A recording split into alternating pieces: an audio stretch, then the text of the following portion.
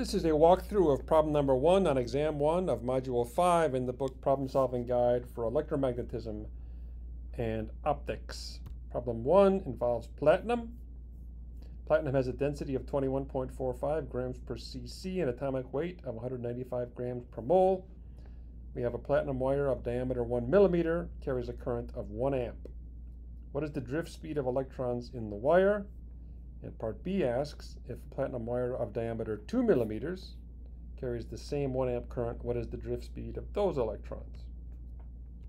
Let's start with the good diagram. There's a wire, 1 amp, 1 millimeter diameter. Let's tackle this problem without using an equation. Let's really try to understand fundamentally what's going on. Brute forcing it with logic. To start, we'll calculate the number of electrons per second that is equivalent to 1 amp. So 1 amp is 1 coulomb per second. 1 electron is 1.6 times 10 to the minus 19th coulomb, so now we have electrons per second. 6.25 times 10 to the 18th electrons every second is 1 coulomb every second. Now the question is, how long a section of this wire will contain 6.25 times 10 to the 18th free electrons, because those electrons must be flushed out in 1 second.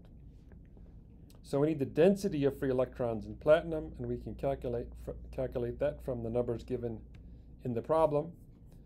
The number per volume, we start with 21.45 grams per cubic centimeter. That's the mass density divided by the molecular weight, 1.95 grams per mole, 195 grams per mole, and then convert from moles to number, and we get 6.62 times 10 to the 22nd electrons every cubic centimeter.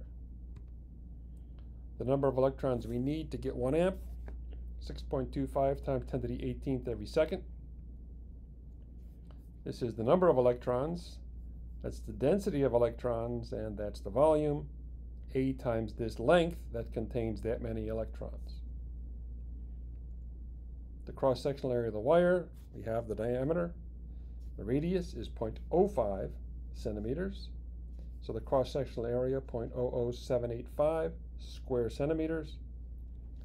And we can use the equation, that's the A, and we can solve for the length. The length of the wire that contains 6.25 times 10 to the 18th electrons is 0.012 centimeters. The drift speed must be 0.012 centimeters per second, because this many electrons come out per second. So the answer to part A is 0.012 centimeters per second. Now to tackle part B, we can do the entire thing over again, or we can just realize that if the wire has twice the diameter, it has 4 times the cross-sectional area.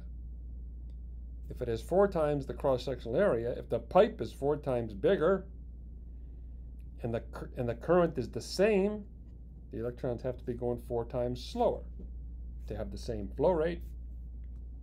So we just divide by 4. The answer to part B is 0.003 centimeters per second. So now let's tackle part A by plugging numbers into equations. The equation is this. The current is the electron density, number per volume, times the cross-sectional area, times the drift speed, times the electronic charge. And hopefully by doing it the long way, we know exactly why the equation is what it is. So we have almost everything. We have the current.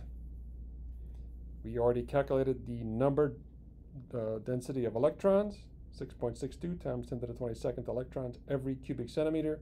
There's the cross-sectional area, and there's the electronic charge. We can solve for the drift speed, and of course, we get the same answer. That's problem 1.